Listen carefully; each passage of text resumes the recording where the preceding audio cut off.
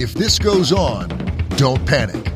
Bringing hope to the world through speculative fiction.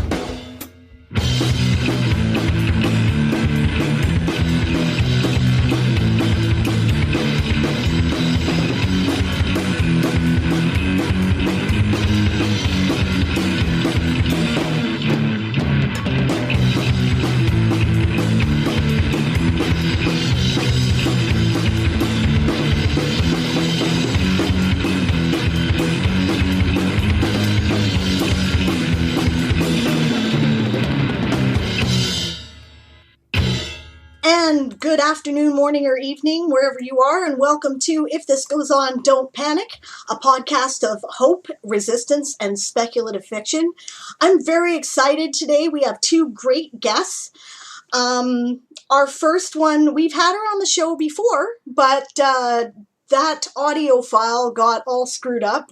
So we figured that since this was the last live quarantine episode, it would be a good time to bring her back. So I'd like to reintroduce you to Sarah Buhrman. Sarah is an author goddess, one who embraces the divine honor of creating worlds with words in the hope of inspiring others. Sarah has been writing for more than 25 years, starting with poetry before moving on to nonfiction and fiction. She has moved from the Midwest. She doesn't live there anymore. With two monsters, the kids, an ogre, the hubby, and whatever drama llama is coming to visit this week. Sarah is the author of the Rune Spells series, which I'm a big fan of, and a lot of different stories in a variety of successful anthologies, including Counterclockwise, a time travel anthology, A Twist of Fate, a collection of 11 twisted fairy tales, and Whispers of Hope, Alexis Infitum charity anthology. She has a blog and a Patreon, and she does videos, funny videos, and they're excellent, about writing called Practically Writing. And welcome back to the show, Sarah. What's up? That is probably the most metal intro music I've ever heard. Thank you. I'm all like headbanging. That's Alan's band. Thank you. Yeah. Yeah. I that's not as metal as my last podcast. The last podcast was like straight up metal. Think like Melvin's metal though, not like crazy guitar solos, but like sludgy, doomy kind of stuff, you know. Okay, so more like mainstream metal, not like, Gwar. Oh god, no Gwar, no.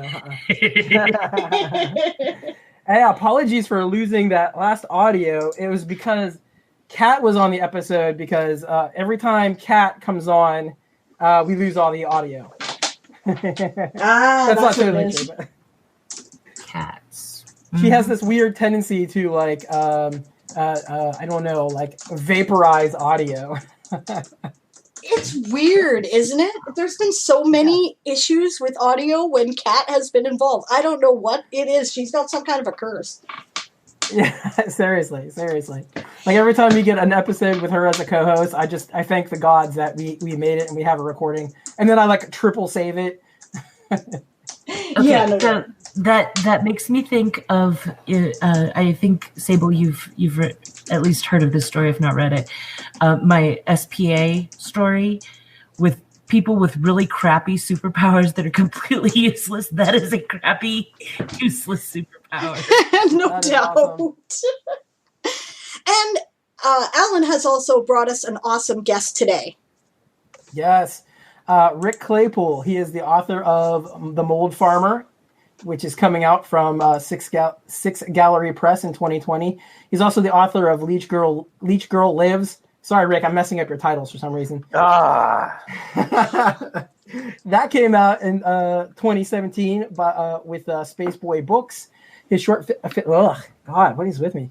His short fiction appears in several online publications and has been anthologized in Not My President, the Anthology of Dissent by Thought Crime Press, and The Future Will Be Written by Robots, again, Spaceboy Books. I guess that one's coming out soon, huh? That one's out. That's out. Oh, that's out? Okay. Yeah, it came out recently then? Yeah, before everything went to shit. Yeah. Yeah. Wish I'd heard of that one. 2016, man. Sure. Okay. Well, I guess, it depends. Well, in 2020, before things went to shit, just, Went to shittier shit? Right. Yeah. When the shitty shit got even shittier. Which really you could like have like a timeline at this point, right? That it's like where the shit just kind of keeps on getting even shittier. Yeah. The shit is like the graph of human population. It just keeps getting higher and higher and higher. Yeah, shit spiral. As I keep saying over and over, this is the cyberpunk dystopia we tried to warn you about. Yeah, it's just way stupider than anybody thought, I think. And more boring! Where's my flying hoverboard? Dystopian novels. Sorry. No. Dystopian novels weren't supposed to be user guides? Yeah, no doubt. Yeah, I want my flying hoverboard, and I want my cool neon shit, and I want my plug-in jack to get into VR reality, okay? Right? Come on, give it to me. I'm actually glad there's no jack for VR. Oh, okay. Yeah, to be fair. I would never be leaving that shit, ever. Oh, to be fair, yeah, I know. Elon Musk, what is he doing? He's trying to, like, broadcast music directly into your brain or something. I'm out. The problem is when you jack yourself directly into like the Twitter doom scroll, right? Where it's like you actually plug yourself into concentrated actual reality, not as opposed to virtual reality. Yeah. Well, Rick, you would know. You're all about corporate crime, so. If they have filters, so like, you can just like plug yourself into Wikipedia and know all the things. That has... But we sort of have that usage, and therefore will not happen. Yeah. No, we sort of got that, right? Everything now, there's an app for your phone, There's an app for identify this tree, Take a screenshot of the leaf, and it'll tell you what kind of tree it is. That's cool. Yeah, I'm on this virtual conference this week, and there's a new app that was introduced to me by like some investigative reporters where you upload an image of yourself, and you can find anywhere else the image appears on the internet, or you could upload, a picture of someone else. This is hence the investigative journalism context. The creepiest thing is when you upload the picture of yourself and you see the people who are not you, but resemble you close enough for the algorithm to deliver them to you. That is creepy. Find your doppelganger. Yes. I am the evil twin. I was just thinking, you look very Paul Krugman in your photo that I'm looking at right now. Yeah, that was the second one. I had the beard for the Bernie video, but that was that was short lived. I didn't get to actually introduce Rick's job, which we should probably do really quick because that would clear up some of what he's talking about. By day, Rick researches corporate crime. Nice! Good for you! We need more people like you! Yeah, because there's definitely more corporate crime than I can handle. So Wait. Canadian or U.S.? Well, I mean, U.S. based, but, I'm looking at, global issues. That's fantastic. That's a really nice way of saying it's not all the U.S. Oh, no, it definitely isn't. I mean, it's primarily the U.S., And then look up Canadian mining companies sometime, guys. Seriously. Like 20, 30 years ago or something, there was an NDP government in BC, so all the mining companies went, yeah, screw this, we're out. And so NDP being like our leftist party, they're like Bernie, only more left, and which I vote for every year. Anyway, but they all left, and then they went to like South America, and now they do horrible exploitive shit all over the world. No, we can't entirely blame the United States for this. It's all of us colonialist type countries. That's a fact.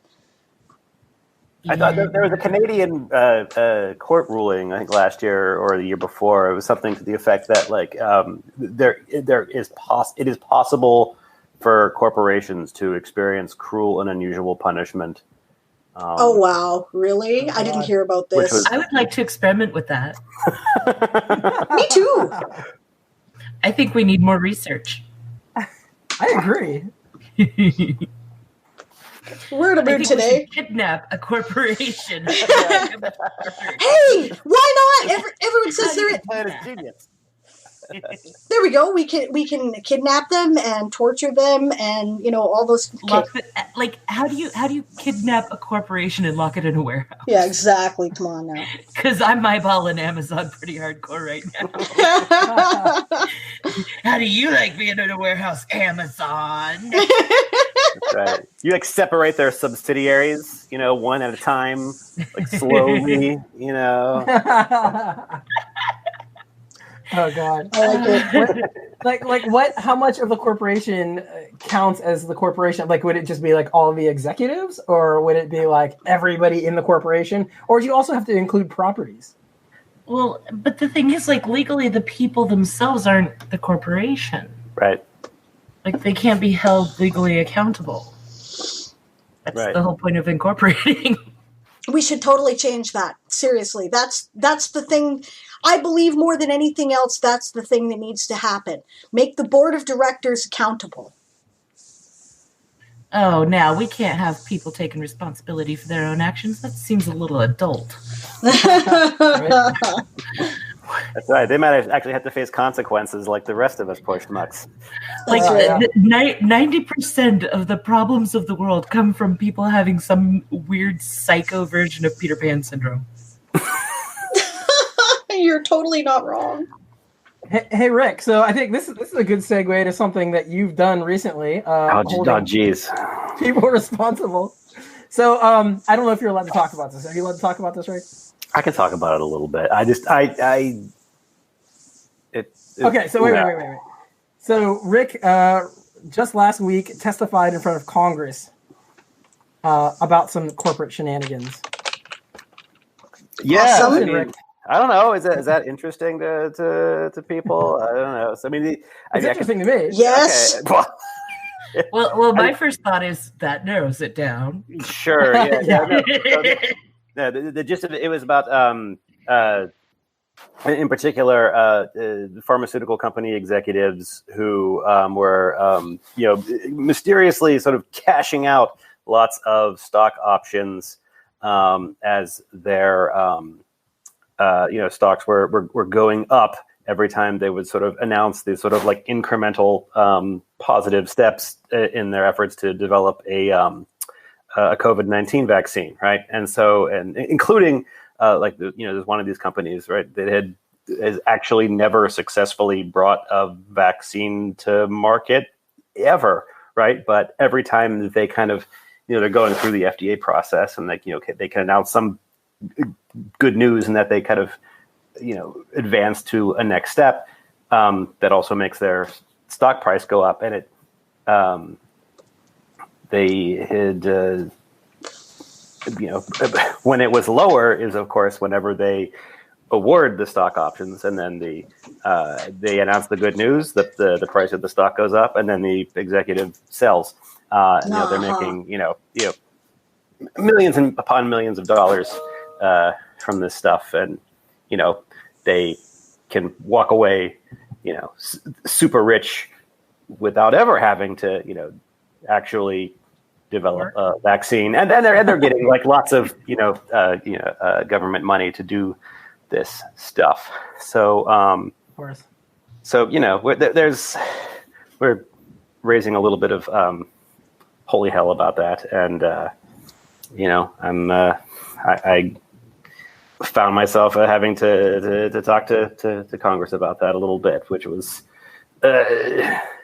nerve-wracking to say the least. But it was everybody was pretty much in agreement that this is a shitty situation. So it was less of an uphill battle than it might have been.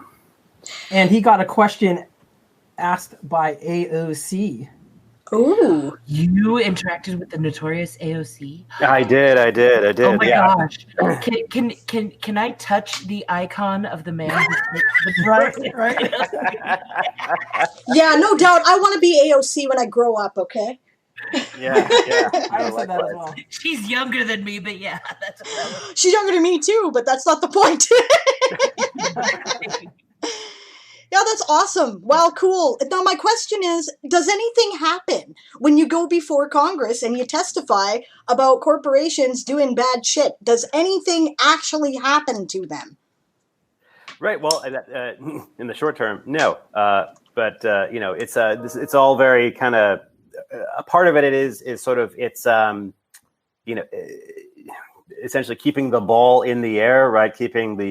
If the topic isn't these various corporate shenanigans, it's something else, right? These hearings are always happening, and as much as we can keep the focus on the corporate wrongdoing, the more likely it is for there to be progress made on legislation. Now, granted, we're talking about in the U.S. With the Republican-controlled Senate and Donald Trump as president, you can imagine it's an uphill battle to make progress on corporate crime.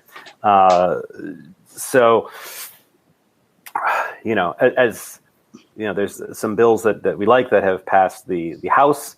There, even with some bipartisan support, there's, we would like them to get attached to a subsequent, COVID support package. The prospects for that are, nobody's optimistic about that, whatever it is at this point. Right. And frankly, it's as much as I want there to be stuff that holds corporations accountable in it. I even more just want there to be stuff that helps people survive. And Amen.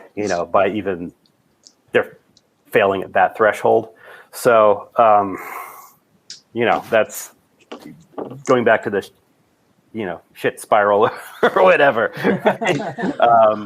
Even at this point, right? But yeah. What being optimistic is about, if things are, maybe they get worse more slowly is right. is what I'm hoping for at this point. I feel like this is very off brand for your the podcast that's supposed to be. Hopeful, it's not off brand. I'm going to be a bleak as all hell on here. I apologize in advance. Hope punk is not about hope and resistance. That's right. Hope, because you all right. resist. Yeah, hope punk is not about shiny unicorns and rainbows, right? Hope punk is about hope is a political choice. Hope is a philosophical choice in the face of dark times, right? So that's totally fair. We have a question in the chat, right? Dinosaur Bob asks, open or closed testimony? He adds, open is an opportunity for Congress to create sound bites and snippets for their newsletters. Closed testimony is useful, except that it's closed. So, open or closed testimony. It was open. Yeah. So if you go to the House Financial Services Committee and poke around on their website, you'll find me in there somewhere. It was a subcommittee. There's video of you interacting with AOC. I'd put that on my website. It's virtual, Right on. That's awesome. So should we direct this more towards writing now? Yeah. Well, I mean, the thing is, if you're going to write accurate stuff, particularly if you're touching on dystopian or anything even remotely like that, you have to have a good understanding of how things actually work. And that includes politics, sociology, not socialism necessarily, but sociology, the interaction between economics and social psychology, and all. You have to understand how that works, or else you can't create a believable situation. Dinosaur Bob wanted to know, what did the Republicans ask? Oh, there was the one that stands out. The questions toward to me were about the amorality of the markets and how it was wasn't it actually perfectly logical for an executive who is of a company that's developing possible, coronavirus treatments to be cashing out along the way as, the share prices go up. And I think my response to that was, well, I can see that there is a logic behind it, but I don't, agree that with the premise that therefore that since, markets are, I don't know, perfect, pure, rational things. No, they're not. Well, okay. I was trying to insinuate that. The thing is, the problem with that entire concept is one of our greatest terrors as a sci-fi loving society is that the machines will take over, because the machines do not have compassion for human life and will make perfectly logical choices. That is the entire premise of iRobot. So we want our economy, and even more specifically our pharmaceutical economy, to be like that, like one of our greatest horror tropes. Yeah, and besides, it's a great idea, right? For there to be like, what if that, I don't know, iRobot, robotic market premise, you take it, apply it to pharmaceuticals, and it's actually, it's actually less logical to cure the disease, right? That's a right. Black Mirror episode waiting. Well, yeah, and I mean the thing is, like, the problem is that there is such an emphasis, and I'm using U.S. economy because I'm mostly familiar with that, but there's such an emphasis on profit over anything else that no matter what your emotions are in regards to that, you're automatically skewed towards profit. I'm familiar enough with the concept of incorporation to know that that is their legal purpose, is to make money. They are legally required to make money. They are legally required to maximize their profits. They literally have to prioritize profits over everything. So it's, we sit there and we talk about how the market is, like unbiased. No, by its very nature, the fact that we have corporations being legally required to maximize profit at the expense of everything else, there is bias in there. Plus, it causes this huge tug of war between short-term benefits, which is maximum profits, and long-term benefits, which is don't kill off your customer base. And the other thing, I agree with you. That's an excellent point. Look, snake oil salesmen logically want to sell their garbage that doesn't work too, but we tend to take a dim view of that. We don't like small companies claiming that colloidal silver cures cancer. The only reason why we're not applying the same logic to these guys is because they have a bunch of money, right?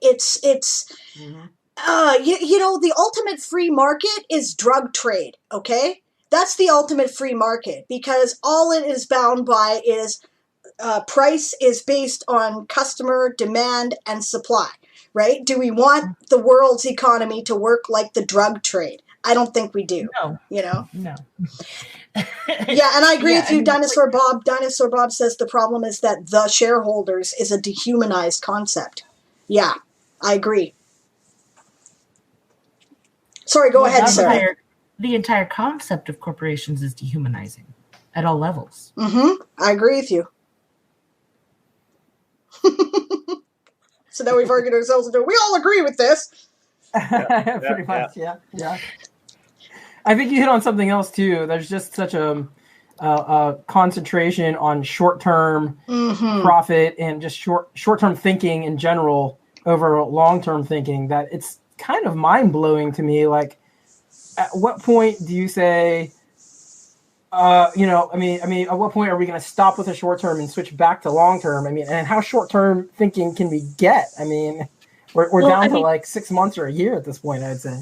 No, it's quarterly, because you have to maximize your profits quarterly. I mean, that's literally how it's set up. Yeah, you're right. We require businesses to be successful by increasing their profits every 3 months. That is, and then, of course they're going to think short term. They're only thinking to the next quarter. They are constantly trying to meet that metric. Are we to the point where we finally burn ourselves down? Is that what's happening here? Well, I mean, you do have. I mean, they're sort of. You have these companies sort of cannibalizing themselves. In the wake of, in particular, after this, the tax bill of a couple of years ago, where they're just sort of buying back their own shares to sort of just so there are when there are fewer shares, they're worth more, and so it makes it's for the shareholders that are left, right? They're just the shares are more valuable. So instead of actually sort of, if the company is actually doing something useful, say like if it's developing medicines that people actually could use, instead of sort of reinvesting the money into the purpose of the company, they're just sort of making it so there's just less stock, so that the people who do hold it are richer. And that's how the executives are paid in largely is in stock options. So they become particularly enriched. Absolutely. Well, and the thing is, this was never supposed to be a sustainable model. If you look at the history of corporations, they were supposed to be a short-term alliance between two companies. You were not supposed to incorporate as a business model. You're supposed to incorporate for a project.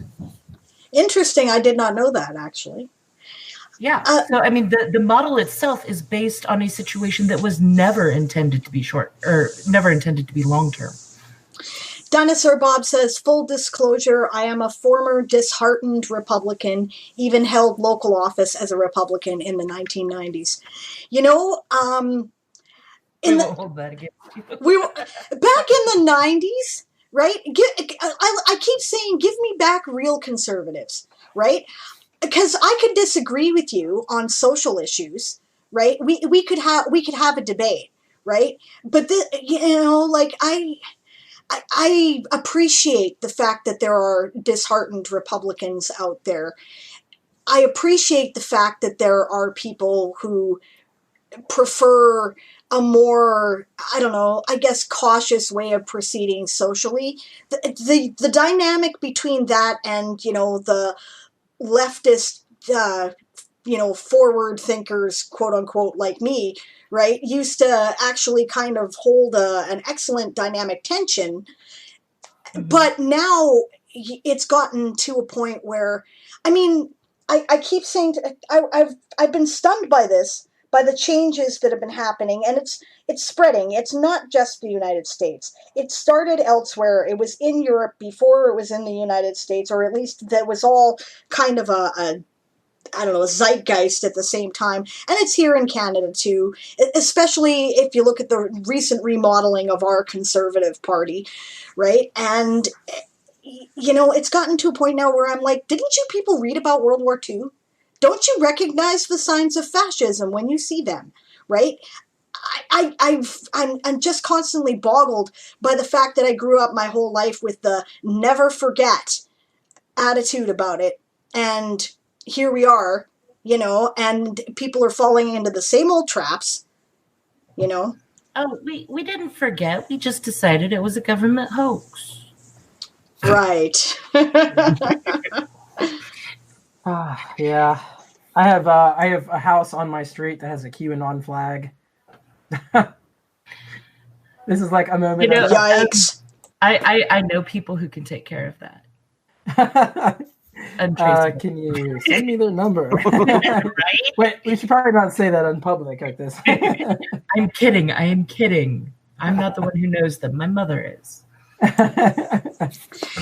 QAnon is just rebranded the Satanic Panic from the 1990s, guys. They're saying the exact same thing. They've just changed who they, are going to blame for being responsible for this craziness that they've cooked up, right?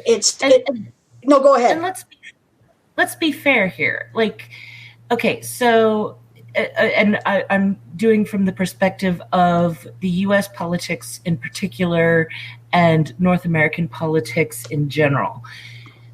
Conservatives have pushed the line, and I'm talking over the last several decades. Mm-hmm. Conservatives have continually pushed further and further out, but liberals, the left, have not held up their part of that, dynamic tension that you were talking about. Truth. They haven't done that. They're the Washington Generals. They're designed to away lose. With more and more and more. And meanwhile, liberals, being the, party of compromise, I say party, but not necessarily official party. But yeah, the party of compromise is constantly compromising itself to death, to the point where the United States in particular, and I would dare say that Canada has kind of followed in on this a little bit. And, let's face it, the UK is just like, I don't know if we're following them or they're following us, but we're kind of mirroring each other a little too closely. But we don't have much of a left anymore. Mm-hmm. And it's like for me, it's like I'm sitting here going, wait, if I move to Europe, I'm a moderate, and that is psycho because I am a crazy liberal psycho here. Okay, I am like rabid here, but I'm a moderate in Europe. That's weird. It's still true in Canada that you're more moderate than not, because the difference is that we have other parties. It's not just two parties. And often, while the New Democratic Party has never held federal government, they're usually a consistent balance of power. They've often been the official opposition, which has real teeth here in Canada.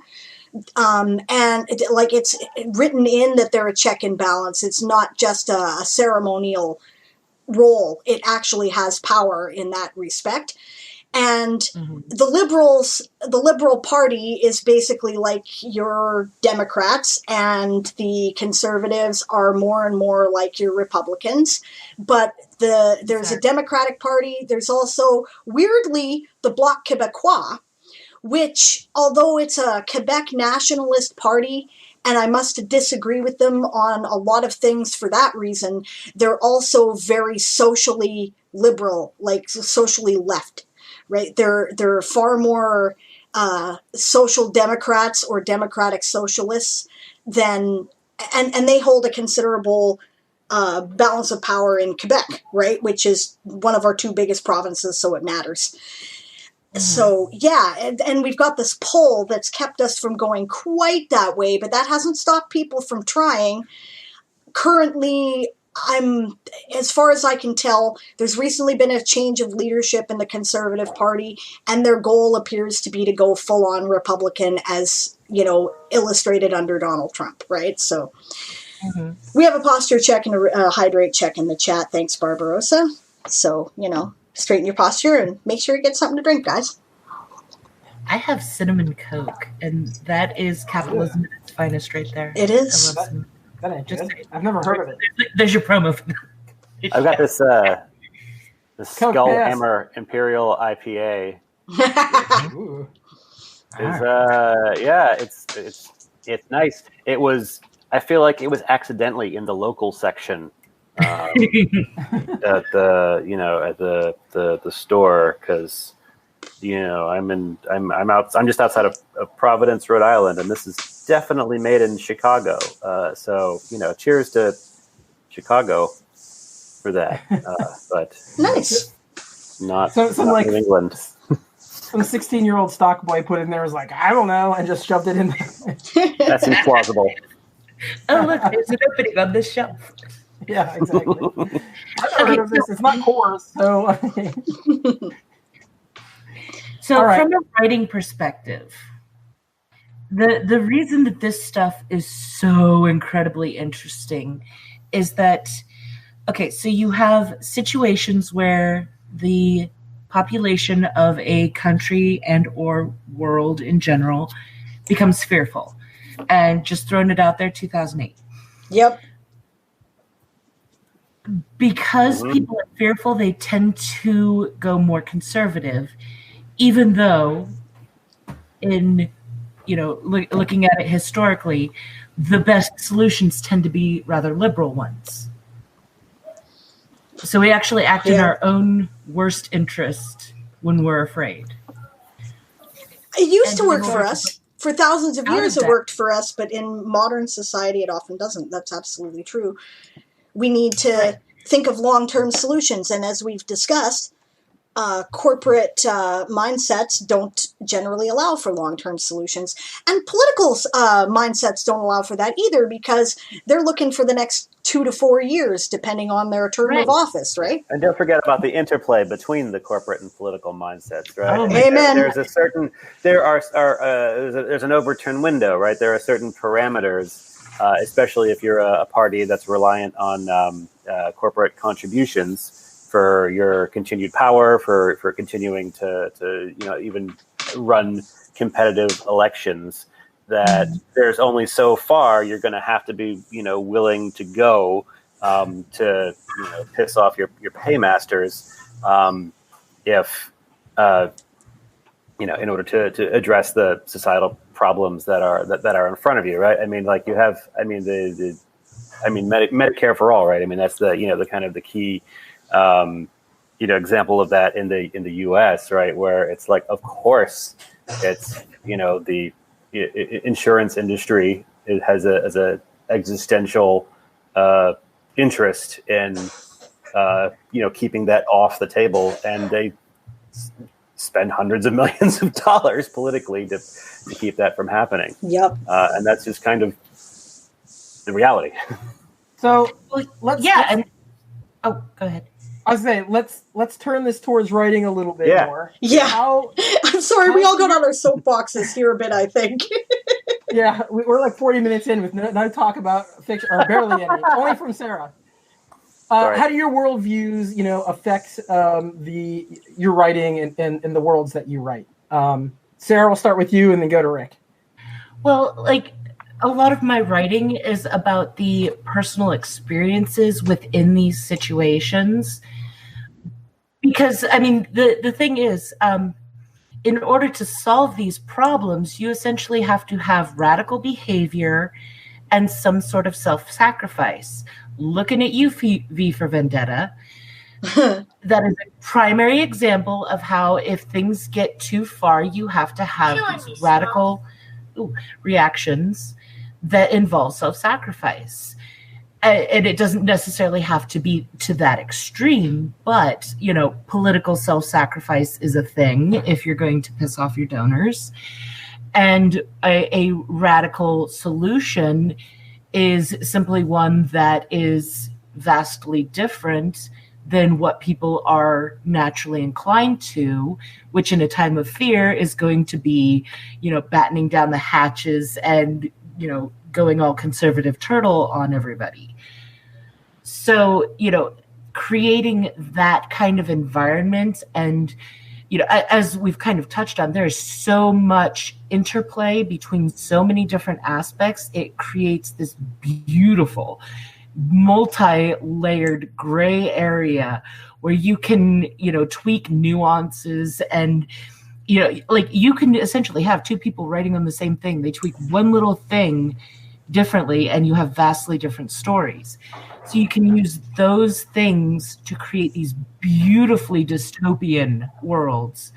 And then, for me, I then take a person and make them go through the psycho-emotional struggle of being an individual having to deal with this crap, because who can't identify with that? Makes sense to me. Mm-hmm. Awesome. Rick, what do you think? Oh, geez. I got so caught up in Sarah's answer that I kind of forgot the question. I know. How do your personal views affect your writing and world building? There's always this tension in what I'm writing, because when I am really getting into what I'm writing, I really just want to be in this place of just play and experimentation and just let's just make things weird and make things weird in a way that's fun and surprising and tells like an exciting story, and I say it's like in the it is sort of just a pulpy page turnery kind of way, and at the same time as an engine, sort of fueling the sort of fun side of what I'm up to. I'm just pissed off about so much, and so for example, like in Leech Girl Lives, the seed of that was really supply chain inequities, and and that's super wonky, but just in the idea that there is there's someone who's being exploited on the other side of the world to produce whatever random thing that I might be purchasing, and so trying to attack that idea and interrogating the motivations of people on both sides of it, and people who are sort of it's such a vast and global construct. It's not something that is even perceivable as a whole, in any stage of the supply chain. But if you can just sort of look at and interrogate the different pieces of it, you can start to there's the person who can't see describing an elephant, right? It's just trying to get the whole picture of it in a way that really, I don't know,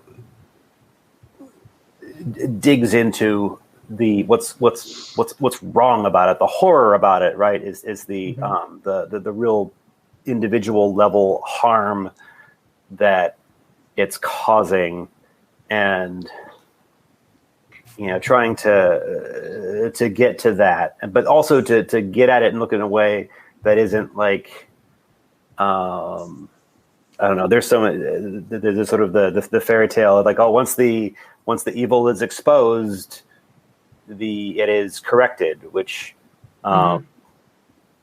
that's very seldom actually works. No, it's not how it works. Right? No, that's when the work starts. So, well, but isn't that like the glorious part of being like particularly spec fiction writer? Sure, yeah. Is you're taking these incredibly complex and even like weirdly abstract concepts, and you're trying to not only explain them to people in an entertaining way, but you're also trying to get a moral concept across without being preachy or even like too obvious about it. Yeah, and that's the needle to thread, right? Because it's like, I mean, it's even when it's something that you agree with, I feel like it's not very fun to read something that's very preachy, and I also feel like it's not it for me anyway. I really I don't like it's not. I feel like there it's not like, and then the problem is ever can be problems ever completely solved, right? I mean, the best, and I take a lot of inspiration from writers like Ursula Le Guin and China Mieville on the sort of like the fight goes on, is about as hopeful as it can get, in a way of resolving things, but that's. And it even gets more complicated because I love the trend that we've got going on right now, where there's not just good guys and bad guys. There are it's so much more complicated than that, and exploring that and what it means to have a victory against somebody who is otherwise a good person. I'm glad you brought up Ursula Le Guin, because I was thinking of her. And in particular, I was thinking of The Dispossessed, where she takes these two very different social structures and interrogates them both and finds the flaws in either perspective. I realize I've kind of been doing that. Like when you mentioned the question there, Alan, I always like to think about, what am I doing, right? And I'm also trying to do that in some of the series that I'm working on. In one aspect, I'm interrogating colonialism, and I'm trying to, because that's the root of all this corporatism nonsense, I think. Like, we could get into a whole discussion, but I'm interrogating it, and I'm looking at, what were the positive elements too, because there were some, maybe not for everybody, but maybe for the vast majority of people. I don't know. The world is certainly wealthier than it has ever been. It's unfortunate that it seems to be concentrated into the hands of a few, and the disparity is generally what pisses us off, right? On the other hand, I got another series where I'm kind of looking at what anarcho-syndicalism might look like. And, it's got its flaws too, right? And one of those flaws being that it works as long as everybody's willing to play nice, but what do you do with the people who don't want to play nice?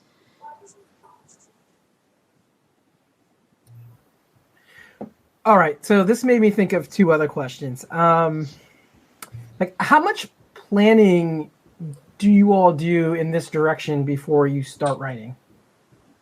I mean, do you sit there and go, well, my philosophy for this novel is going to be, or story is going to be X, Y, and Z, and this is how I'm going to, try to present this philosophy while I'm writing? Or is it more of kind of like a, as they say, pantser type of thing, where you're just like, oh, I wrote this thing and it turns out, like I'm a Marxist or something. You know what I mean? Like how does that work for you all? Well, I'm an outliner. I can't write a realistically cohesive story without an outline. So I've just, I can't do pantsing. That's I've made my peace with that. But the thing is, I kind of do it backwards from what you explained. From what you stated in the question. I have a story idea. I have the basic, sci-fi / fantasy / whatever plot that I'm outlining. And as I'm outlining, I start to see these things that are like, oh, so we're going to be talking about that socio-political concept, are we? I guess we should do some research on that then. The current one that I'm working on, Blood of the Moon, actually talks about colonialism. And it talks about it from a different perspective, because the entire basis is that the hero has to figure out that as a member of the colonizing community, even if she disagrees with it, she doesn't get to tell the group of people being colonized how to react. Yeah, even that's if excellent. She thinks it's in their best interest. Because there was one, I don't even know where it came from. I was like channeling something, but she's having this conversation with one of the elders, and she's like, well, you should fight against this. And the elder's like, if this was 500 years ago and instead of it being the U.S. government, it was a different tribe, would you feel the same way about this? And just that question is like, oh my God, wow. That's like, because even our way of looking at colonization is so white Euro and even US centric, being from the US, it's US centric.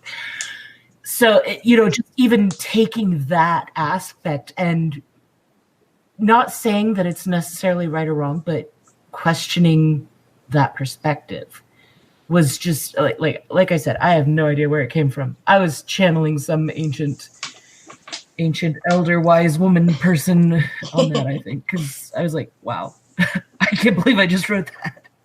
But you see these things emerge, and I think that makes it a little more organic that these concepts are within the story.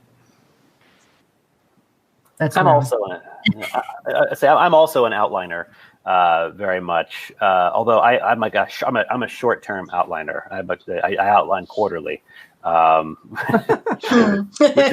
which is kind of a joke, but it's kind of now that I stop and think about it, it might be accurate.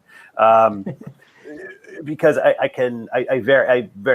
draw very loose outlines of what I want the whole story to be, and I often, I have ideas, very vivid ideas about how I want either things to end or about how things I want to come together in the end, and then so it's sort of like working backwards for okay, how do I, what's the string of events that can lead to this, whether it's a sort of a reveal or just a powerful image or something like that. But I'm very aware that just as I'm writing and outlining, okay, what's going to happen over the next course in a story, there are so many political decisions that one has to make, and I guess you can decide whether or not they're political, but I think they are, right? Whether you whether it's kinds of points of view that you elevate versus points of view that you suppress, right? I mean, you're not going to have everything, whether it's the kind of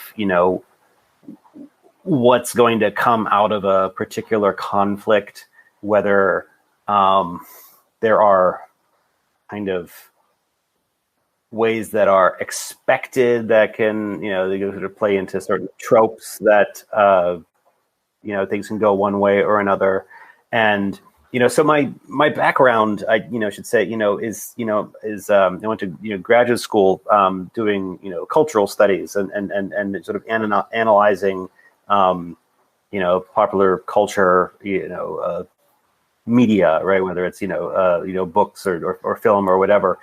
And so, I doing the sort of ideological analysis of things that are presenting themselves as non-ideological is just kind of what I have just do. And so in the process of writing, I cannot but be very aware of what the implications are of, if I carry the story in one way or another. And so, I tend to, that in mind, err on the side of, okay, well, let's err on the side of, overthrowing whatever power structures we can, and see what kind of, exciting places that takes us. And, so working on my current, on again, off again project that has been sort of, gummed up by the pandemic, which the last, I think, working title it has was Super Worm Moon. Wait, Super Worm Moon? Yeah. Sounds about right. Yeah. Where there's this sort of colony of essentially like there's sort of people who there were magical medical experiments done on them, and they were sent to the moon. And now as sort of basically factories that have become kind of sentient kaijus on Earth have started to make Earth uninhabitable. The people for whom the moon wasn't good enough before, well, now they're coming for the moon, and so it's sort of this conflict is being set up between these sort of the people who are the victims of these magical medical experiments on the moon, and the Earth colonists fleeing factory kaiju. So we'll see how that works out. Cool. Yeah, that sounds right on target for you. Yeah. I'm like totally the reverse of these guys, by the way. I kind of word vomit on the page. It's a story about a person experiencing things and reacting or acting depending on the situation. But I find that things that bother me bubble to the surface, right? So often I find that I'm making social commentary without intending to. Well, I think that there's something to be said from the inherent, I'm going to use the P word, privilege of claiming to be non-political. Yes. And, I say that as, whether it's as an individual or as an industry, there's just so much nuance and complication and gray areas that when you have entire groups of people whose very existences are being politicized, you can't really have anything that even touches on any of that without it being somehow political. You can have LGBTQ characters, and if you don't, there's a industry term from Hollywood where it created the kill the gays trope, where you essentially have to declare that they're inherently evil and sinful, and therefore they deserve punishment, and that's why they die. But so if you don't go that route, then you're liberal. If you do go that route, you're conservative. If you're just like, they exist, well, okay, but they're not being punished. Like, in a way, inaction has become politicized too often for it to not be political. And that's just one example. Good point. I feel that, obviously, as one of the people who counts myself in the LGBTQ group. You're right. It's a political choice to demonize your LGBTQ characters. It's a political choice not to. Mm-hmm. Yep.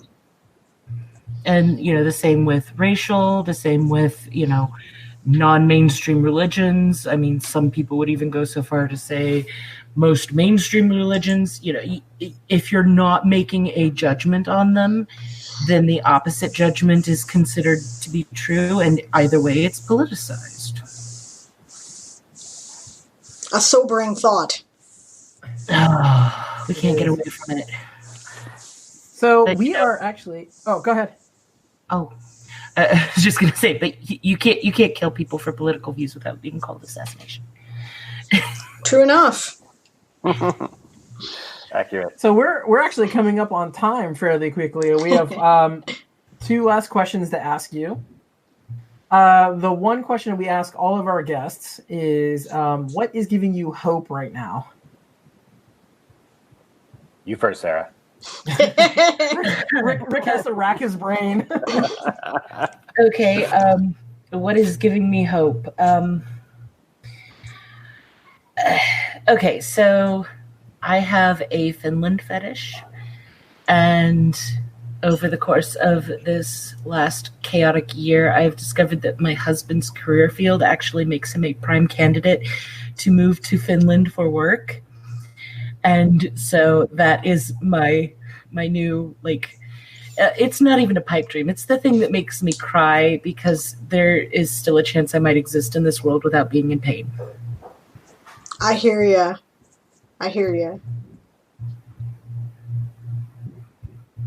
Rick? Yeah, I'm going to have to say mushrooms. Not in the way that you probably... They give me hope too, actually. So, psilocybin is what you're saying. That's not what I'm saying. No, that's not what I'm saying. Nothing against that, but so in the process, so some of my the stuff that I've been writing is sort of veered toward the fungal just fungus being part of the world building, and incidentally, with my son and I wound up getting really interested in just identifying different kinds of mushrooms and fungi in the woods and things that we find in our environment. And the more that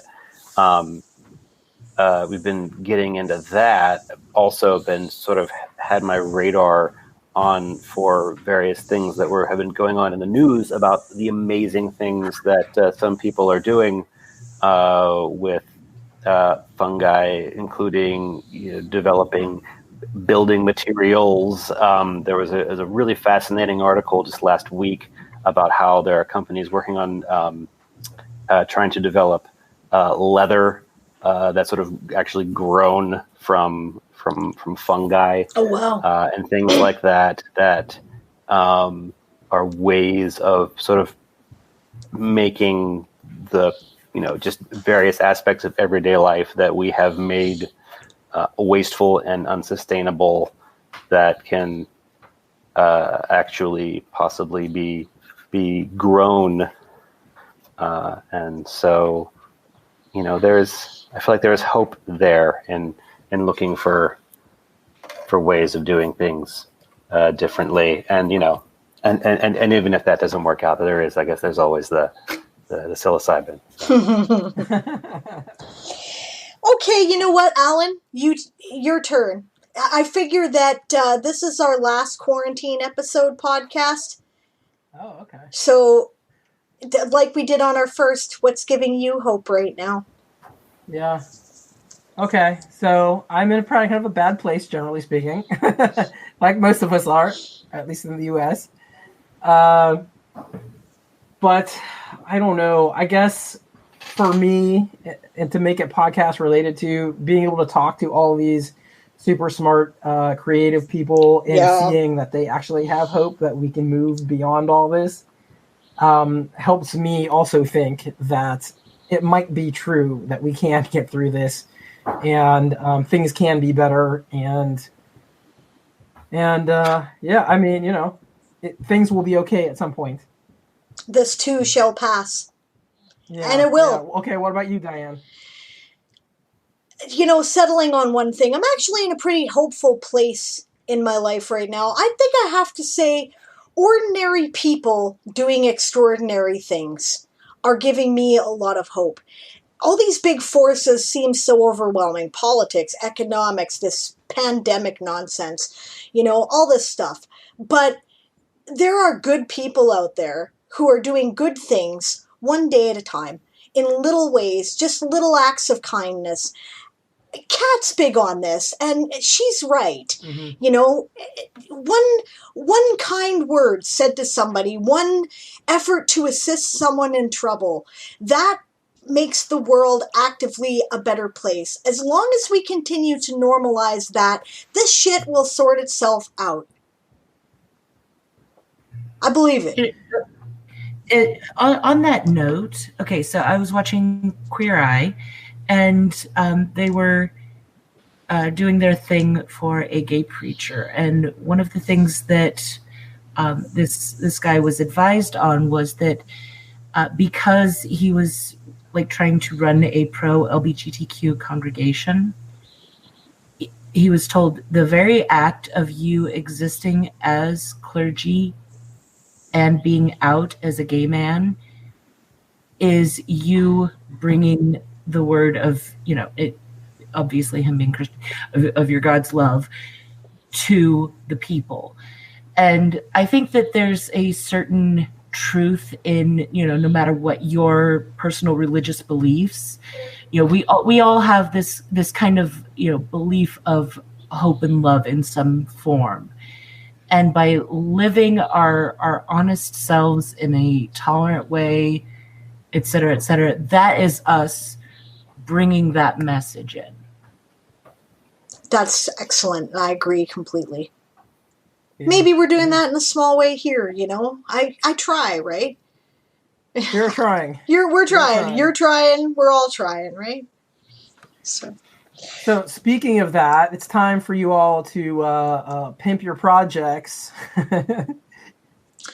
Sarah, what we've got going on? What's your next thing coming up? What should everyone buy? Oh, well, I'm for sale. I'm for auction. I did not expect that. Non-US purchasers only. Get me out of here, please. Anyway, no, you can find me on Sarah Buhrman or Author Goddess pretty much everywhere. The Rune Spells series is my main series, but you can find all of my books on my website, authorgoddess.com. Currently, I'm working on book 4 of the Rune Spells series. I'm hoping to have the first draft done in time to do another project for Nanowrimo. I haven't quite decided exactly what project that is, but I have seriously, I'm not joking, 28 works in progress that I can pick from. And I would like to take this moment to extend an invitation to Rick. I have a project that I think would benefit from you and I doing a co-writing. So if you are at all, I would like to talk to you about that. I'm intrigued. Awesome. Bringing people together. Excellent. Yes, I love it. Well, you guys can exchange information once we close out the pod, because I don't want you all putting your info out there into the world. Because who knows who listens to this thing? I don't know. I heard we had 5 times before it goes out on the RSS feed. So other than me, I don't know. It's super worms on the moon. Awesome. I'd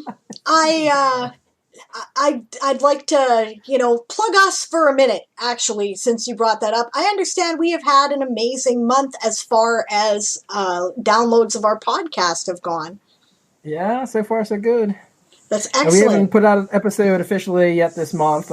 We've been putting them out towards the end of the month, and we're actually, last month was our best month ever, and we're almost up to that point already, and we haven't even put anything out yet. That's brilliant.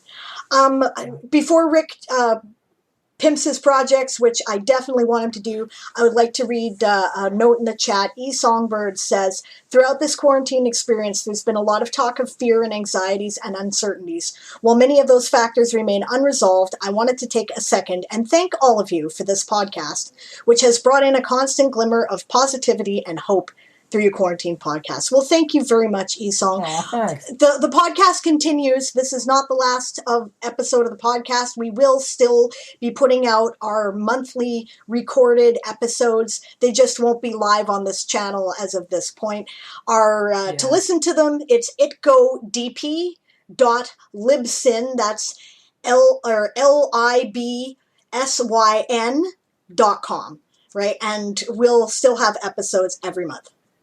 Yeah. I'm so in deep that I didn't even think that someone can consider that. But yeah, we are continuing on, and we're just cutting back on the live streams for now. There will be 1 episode a month moving forward, pre-recorded, until things settle down for all of us personally, and then maybe we'll go back to the live stream, because I really like doing the live streams, but it's just hard to do time wise. Absolutely. Okay. So I think it's time we get to Rick. Rick, what are your upcoming projects? I know you have at least 1 book coming out soon. Yeah, so I have my novella, The Mold Farmer, coming out on Halloween.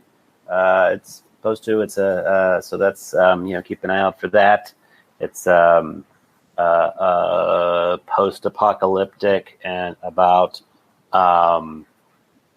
really when your job really sucks and you kind of have to just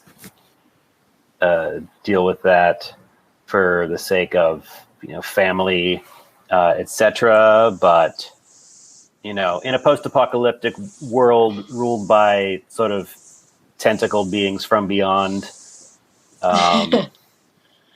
so it's you don't do elevator pitches very well, do you? This sounds great to me, and you're like humming and hawing over it. I'm like, give me this book.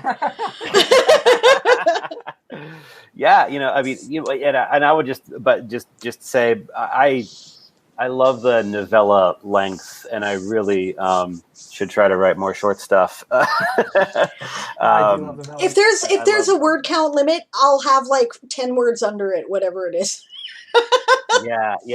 No, so I mean, it's like it's short, and there's there are some other short stories that are going to be packaged with it, which are just a handful of my favorites from the past few years, and I am really excited for it to come out and to start talking about it.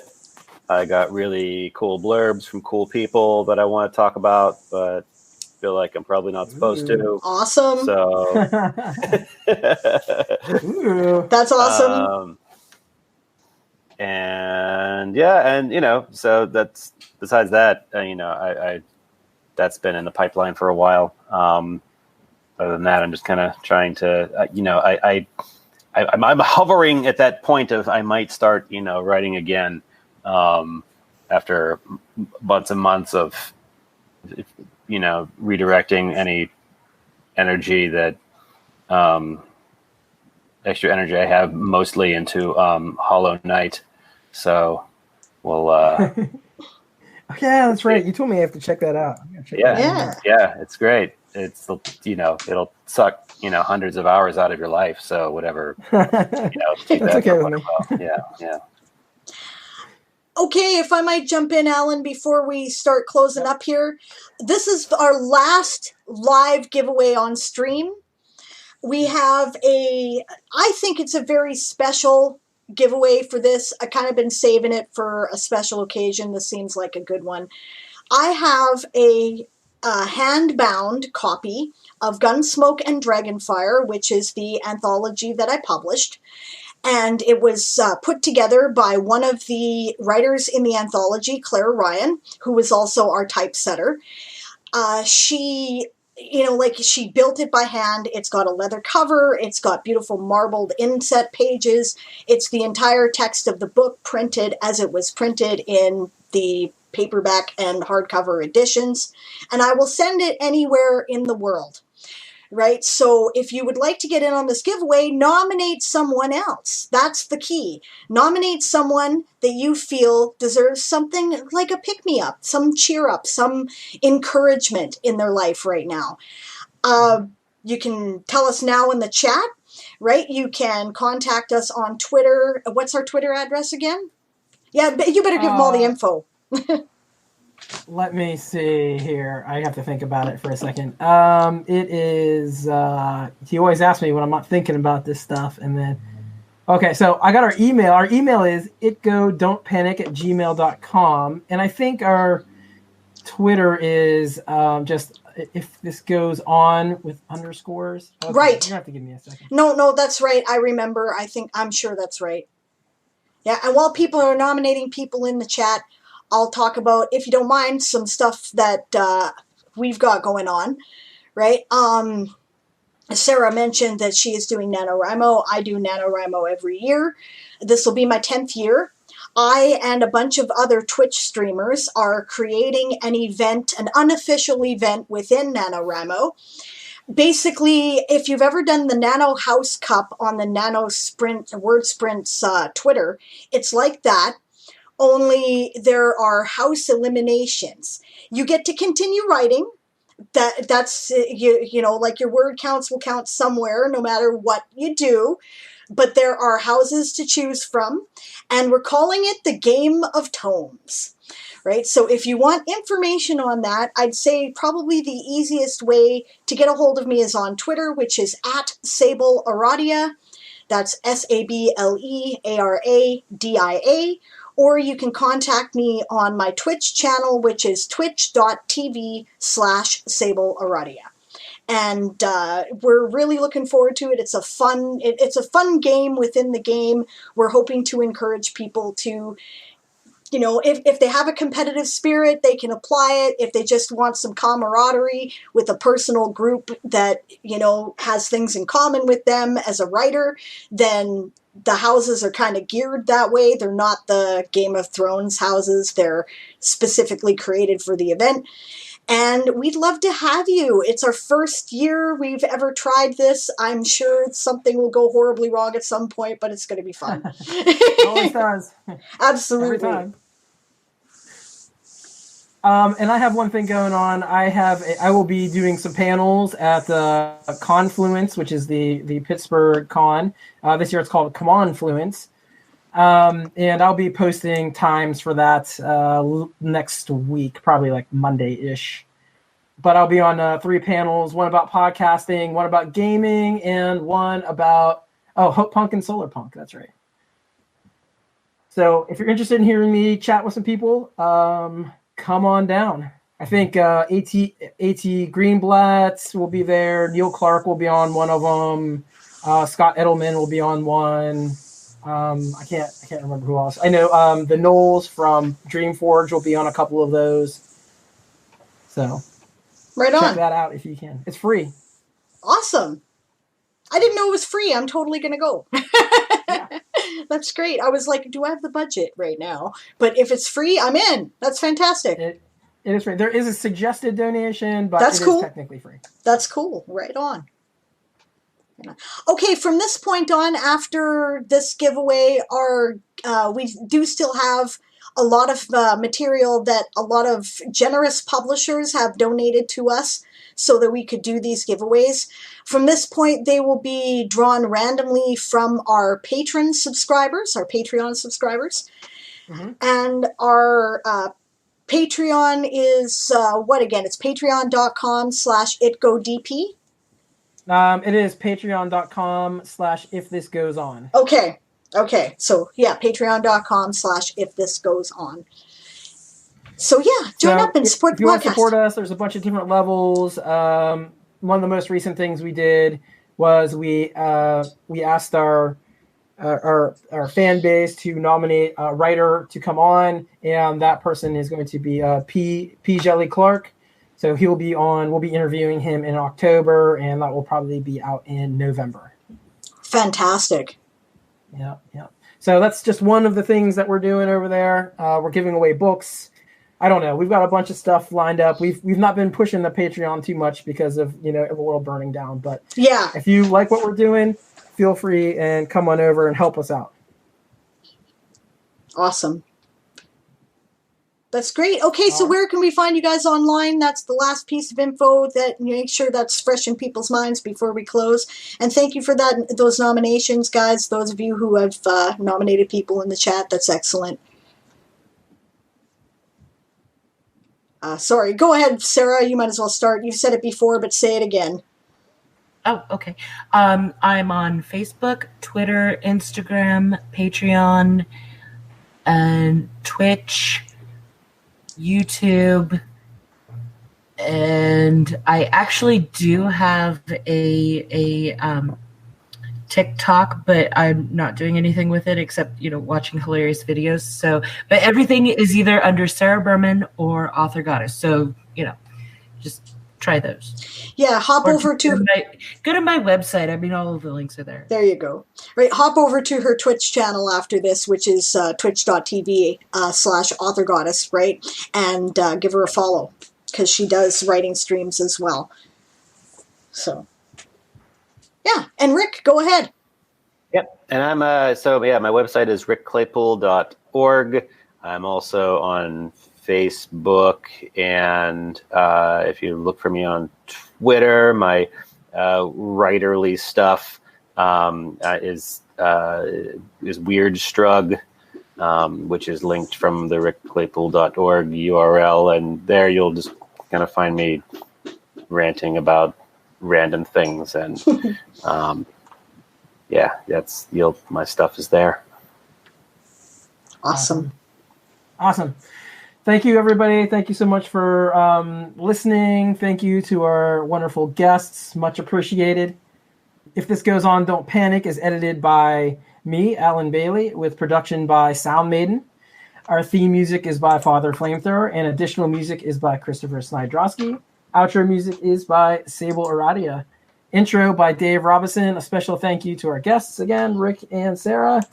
Thanks for supporting us, and we'll see you again soon. You bet. Thank you, guys. Bye.